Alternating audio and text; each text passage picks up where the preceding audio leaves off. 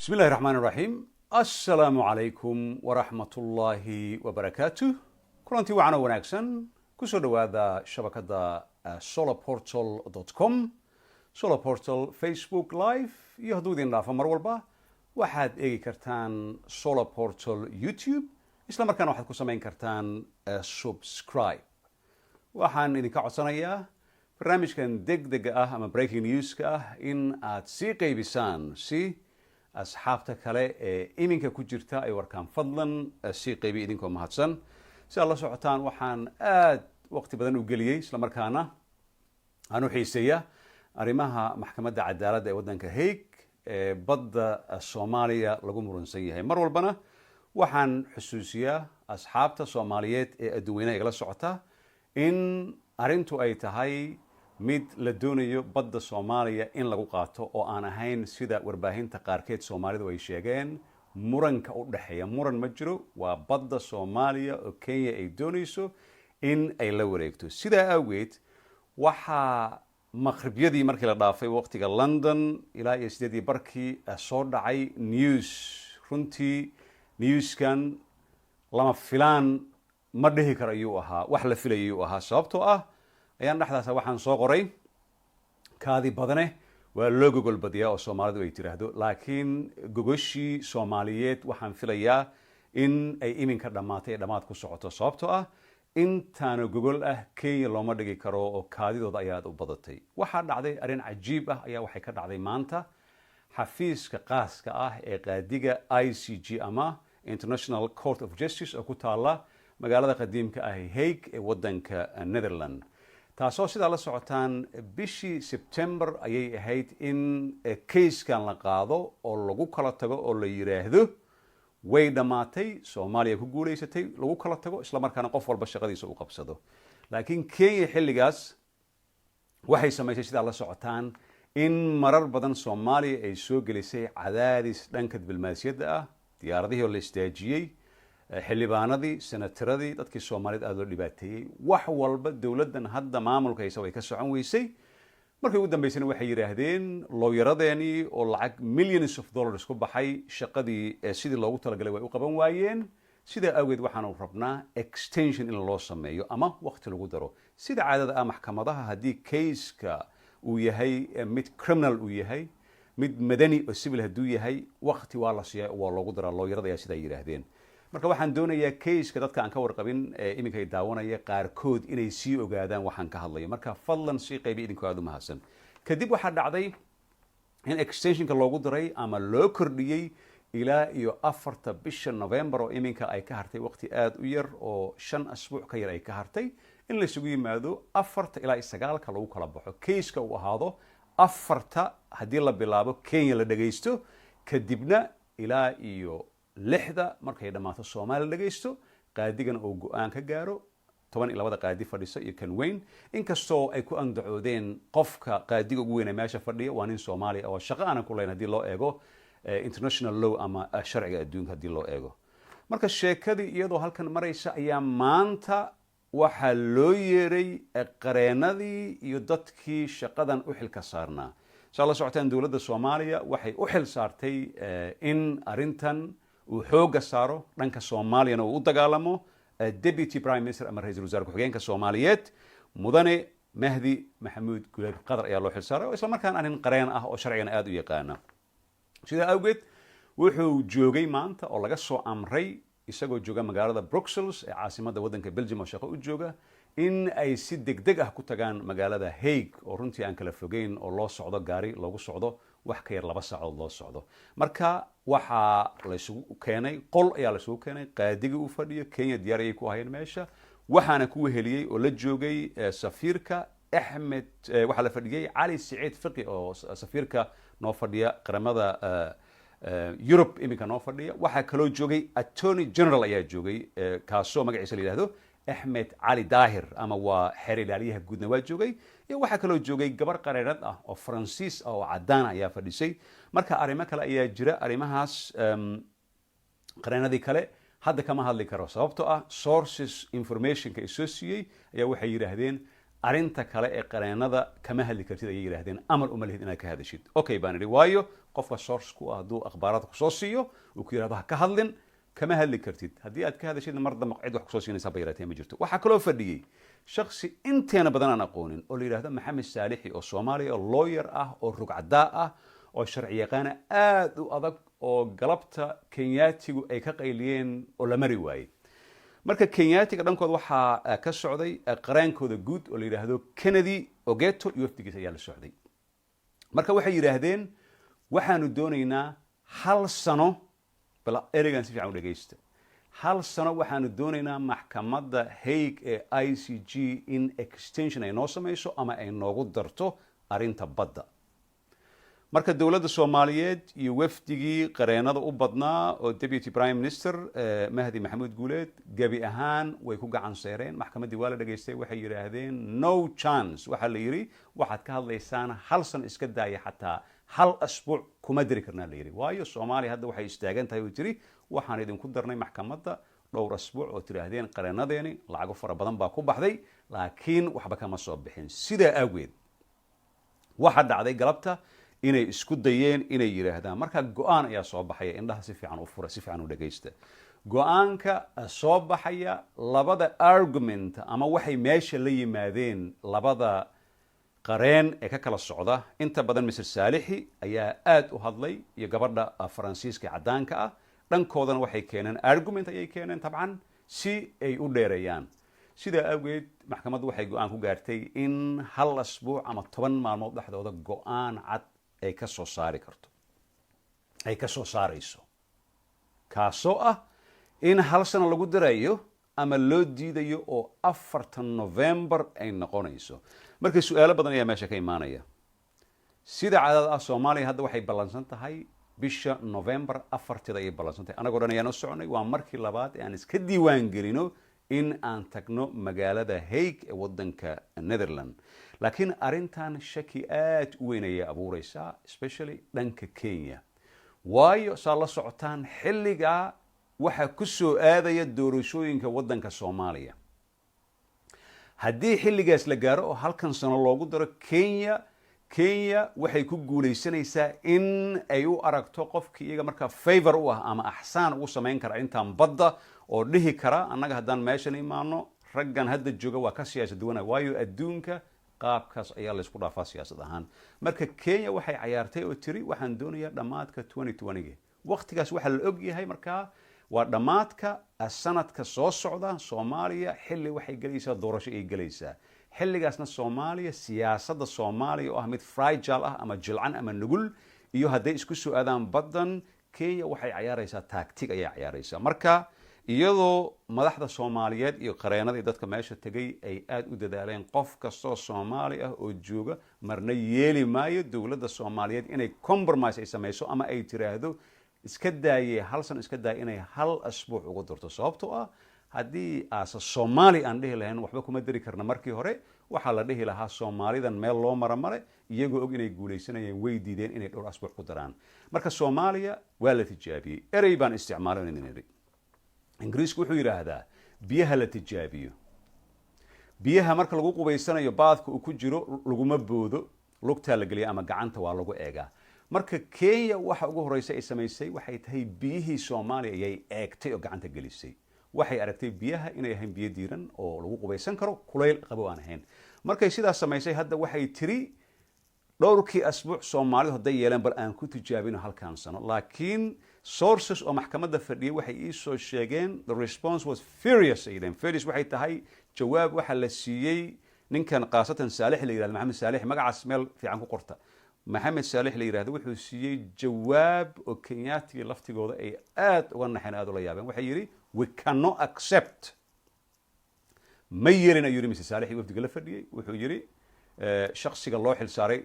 prime minister ku xigeenka ayaa la fadhiya ma yeelina Soomaaliya mana aqbalayso waqtigii loogu talagalay ayuu sida loogu talagalay u dhacayaa haddii idinka aadan doonaynin anagu maxkamaddan ku daynina marka maxaa dhici kara within 1 week within 10 days maxaa dhici kara wax kasta waxaan waa maxkamad ag yaala Kenya haddii marka ay la timaado argument ama sheeko adag ay la timaado waxaa dhici karta in la yiraahdo hal sano haddii hal sano la yiraahdana Kenya guul uma harin mudanayaal marweyn si fiican u dhageystay kenya guul uma aysan harin waayo kenya waxay isku soo aadinaysaa iyadoo og soomaalidu say daciif u tahay soomaalidu sida loo kala iibsan karo waxay doonaysaa waxaan waa loo fududeeyey kenya ma doonaya inaan sheekadaas galo waa loo fududeeyey kenya waxay doonaysaa in la gaaro dhammaadka sanadka soo socda xilligaas oo ah xilliyada ay dhacayaan electionka soomaaliya iyadoo hadda aan ognahay wadankii xaalkiisa inuu iska yahay allow sahlo iska yahay haddii kenya fursadaas hesho way kala iibinaysaa soomaalida waxayna helaysaa ma dhahayo hebel iyo hebel siyaasiyiin enablers ah oo u ogolaanaya kenya baddan in la siiyo oo markii hore memorandum loogu saxiixay haddana la sii siiyo taasaa dhacaysa qof kastoo soomaaliya caawi daawanaya waa inuu markhaati ka ahaadaa markaa qofkii nool iyo qofkii dhintay waa isla joogna taas ayaa dhacaysa waayo kenya ma dhihin hal sano loogu daro ama September next year ama November ma dhihin maskaxda kama keenin waxaan waa la soo qorsheeyey kenya saan radii kugu sheegay boqolkiiba 99.9 waa loo sheegay waxaa la yidhi no chance ayaa la yidhi waxay isku dayeen referendumkii ama aftidii dadkooda ay ka qaadi lahaayeen waxay yidhaahdeen dastuurka waa inaan bedelnaa yidhaahdeen waayo way ogyihiin waa binding haddii looga guulaysto qasab ayay ku tahay international community hadday ahaan lahayd wadamada deeqaha bixiya maraykanka European Unionka Amazon African Union carabta wax walba dhanka sharciga ayay marayaan waxay leeyihiin Soomaaliya waa inay u deysaan laakiin Kenya galabta inay la timaado inay tiraahdo badii arinteeda hal sano loogu daro maxaa diiday inay yiraahdaan 10 sano loogu daro maxaa diiday inay yiraahdaan 100 sano loogu daro wax diidaha bayraatay ma jirto marka waxa la doonayaa dawladda Soomaaliya waqti badan oo investment badan gelisay maalgelin badan gelisay in jalaafadan ama dabintan Kenya ay soo wado laga fiirsado runtii waxaan doonay inaan ka shaki bixiyo arrimo ayaamahan la daba socday oo ahaa qareen hebel qareen saas waxa jira waxyaalo conflict ayaa jira oo aan doonay inaan ka hadlo waayo waxa la yiri ilama arintan aan ka xaqiiqsano kama hadli kartid mana qusayso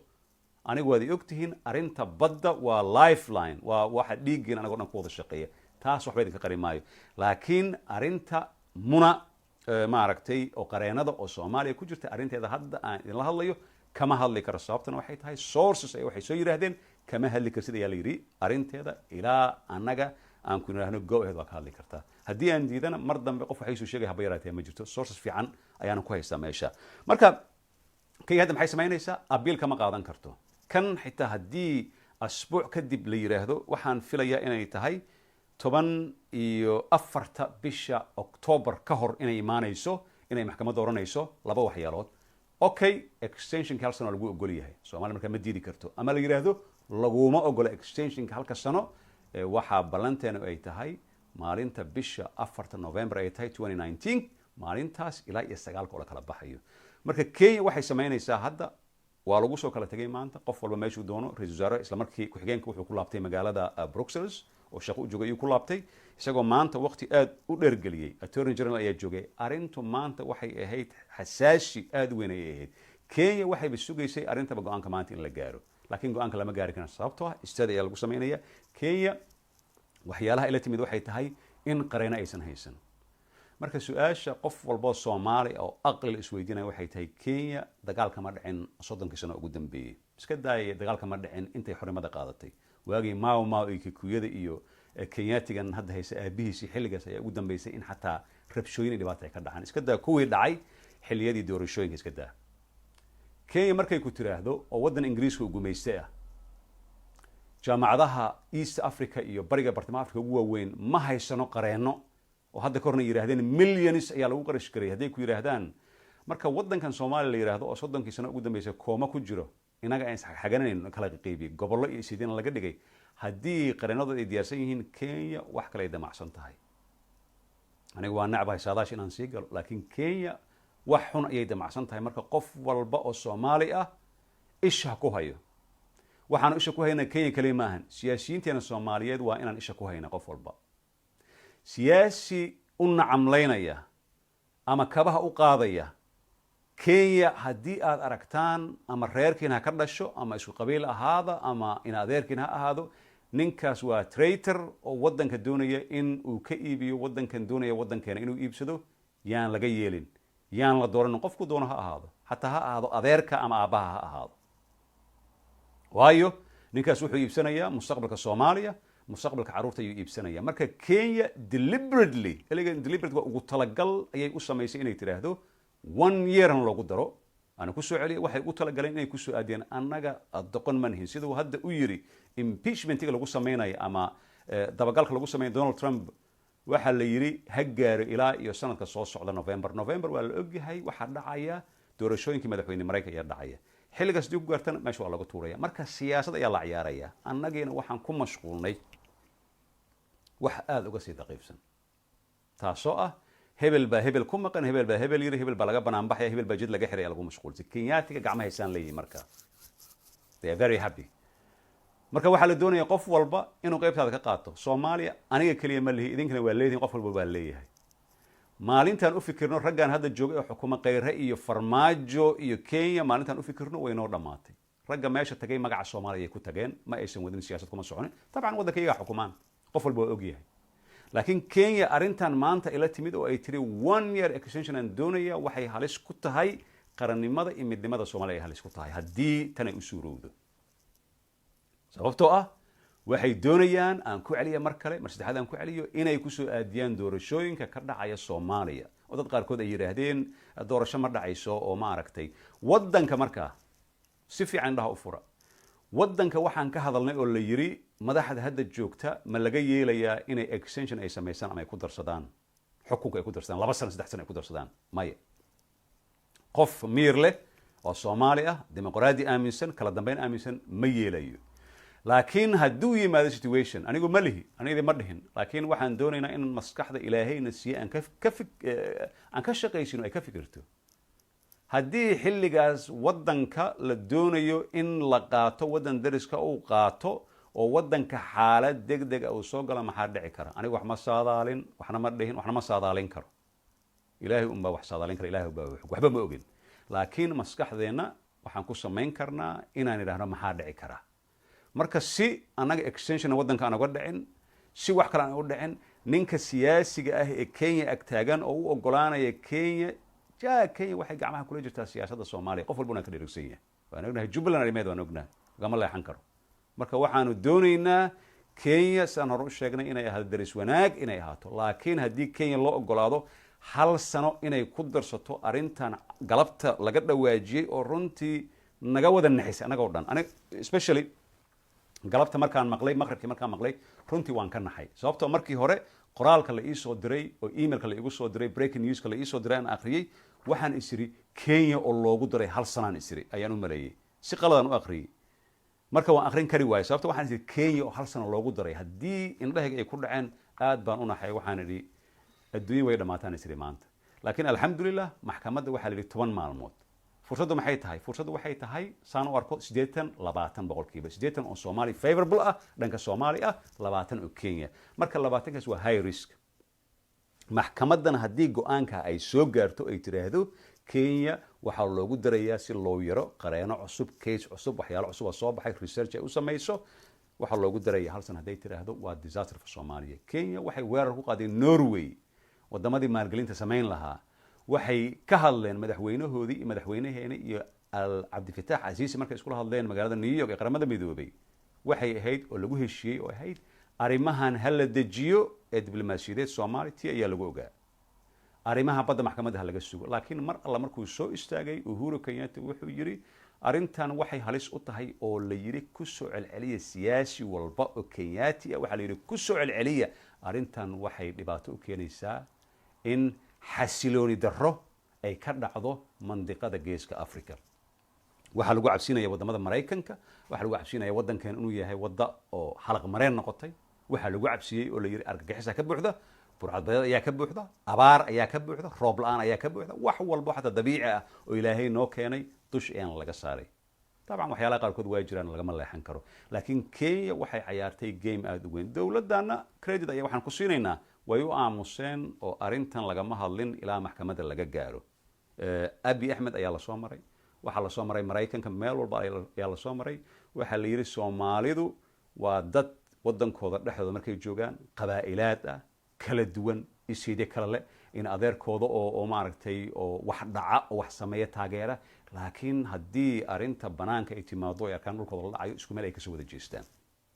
taasoo ah in wadankii iyo statekii la difaaco laakiin hadda waxaan arkaynaa ayaamaha soo socda waxyaalaha dhici doona ayaan arkaynaa deputy prime ministerka kheyr allaha sii waa nin loo yaraa mahdi maxamed guuleed shaqadiis waa ka soo baxay attorney generalka axmed cali daahir shaqadiis waa ka soo baxay safiir cali fiqi saciid fiqi oo shaksi soomaalinimada ay aada ugu weyn tahay shaqadiis waa ka soo baxay ugu dambeyntii maxamed saalixi shaksi su-aalo badan ayaa la iisoo qoray aan ujeedaa oo gabadha muna aawi la leeyahay waxaan idiin sheegayaa in barnaamijka soo socda aan kaga hadli doono sababtoo ah muna xoogaa waa dhanka kenyaatiga waxaan rabaa inaan idin dulmari karo dhanka kenyaatiga laga soo dhibaateeyey taas ayaan idin sheegi karaa wax kale ka hadli maayo dhanka kenyaatiga laga soo dhibaateeyey gabadha weli waa shaqaysaa laakiin dhanka kenyaatiga kayskeedii inaan gala ma rabo sababtoo ah maanta haddii kayskeeda hadda aan ka hadlo waxay noqonaysaa mar dambe qof wax iisoo sheegaya ama wax igu aaminaya ma jirto waayo waan doonayaa mar walba in wixii aan ogahay oo breaking news ah oo jira oo dhanka soomaaliya ah aan idinla wadaago marka intaanan ka bixin barnaamijka waxaan idin xasuusinayaa haddii ay dhacdo horta ilaahay naguma keeno qof walba inuu ka ducaysa ilaahay naguma keeno waayo baddan welwel aada weyn dad ku haysaa dadka soomaalida ay ku haysaa dadku intooda badan ma fahmaan badda weyn ayaanu leenahay laakiin siduu maaragtay hore u yiri madaxweynaheenii hore xasan sheekh kheyr allaha siiye dhulka soomaaliyeed wuxuu yidhi badda 1 kilomitr xataa wax kasoo dhac ma bixinayno ko baddan welwel ay dad ku haysaa waxaan doonaynaa dad badan oo waxaa jira soomaali ah oo dantooda ku wata oo kenya ku xiran siyaasiyiin ah qofkii aad aragtaan siyaasi soomaali ah oo kenya taageeraya ama taageero ka helayo ninkaas wuxuu noqonayaa badda soomaaliya inuu saxiixi doono mustaqbalka uu siin doono ninkaas indho gaar aan ku qabno qofku ahaadaba idasamaata qofku ahaado kuwa hadda jooga kuwa hadda tartamaya kuwa imaan doona kuwa dhalan doona qofku doona ha ahaado ninkiiba lagu arko in yar inuu kenyaati u nacamlaynayo anaga kenya ma necbin horaan idinku sheegnay soomaaliya aan jecelnahay lakin kenya ma necbin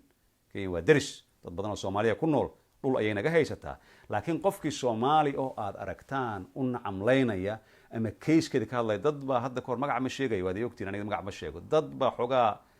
taraaraxay marka dadkaas inay is ilaaliyaan ayaa ka muhiimsan in arrimahaas oo kale ay ku dhaqaaqaan qof walbana waa ogyahay marka arrintan marka ugu dambeysay ayaan ku celinayaa dadka hadda nagu soo biiray ee dhowr 2,000 qofooda ee ka badan waxaa dhacday intaad ku laaban lahayd video ama youtube ka daawan lahayd waxaa dhacday maanta in maxkamadda ICJ ee ku taalla magaalada Hague ay u yeertay qareenadii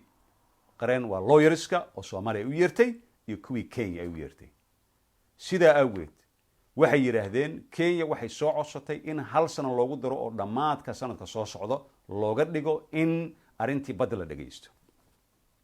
nasiib wanaag waxaa magaalada Brussels ku sugnaa ra'iisul wasaare ku-xigeenka Soomaaliyeed Mahdi Maxamed Guuleed oo isla markaana nin qareen ah oo sharci yaqaan sharcigan aad u yaqaana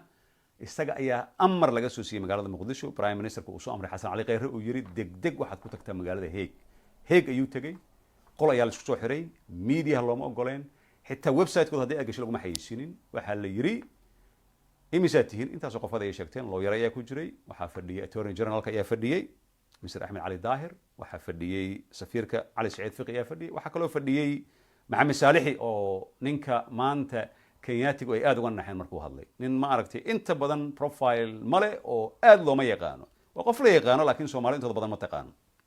ninkaas ayaa fadhiyey iyagana waxay keensadeen ninka sharciga ugu qaabilsan waddankooda Kennedy Ogeto la yidhahdo wafdigiisa ayaa fadhiyey markay soo bandhigeen horta soomaalida sida la iisoo sheegay aan kusoo xiray shock ayaa ku dhacay way ka naxeen arrintii markii dambana waxay yidhaahdeen idinka yeeli mayna yidhaahdeen maxkamadda ayaa qaaday waa lagu kala tegay 10 maalmood ilaahay hadduu yidhaahdo ayaa la sugayaa sheekada inay soo laabato 10 maalmood ka bacdina waxaan rajaynayaa guul inagoo weli u diyaarsanee waxaan u diyaarsanahay in sheekadu ay noqonayso 4 ay noqonayso marka waxaan kusoo afjarayaa Soomaaliya guul wixii kaloo breaking news ee soo dhaca oo arrimaha ku saabsanna insha Allah waa idinla wadaagayaa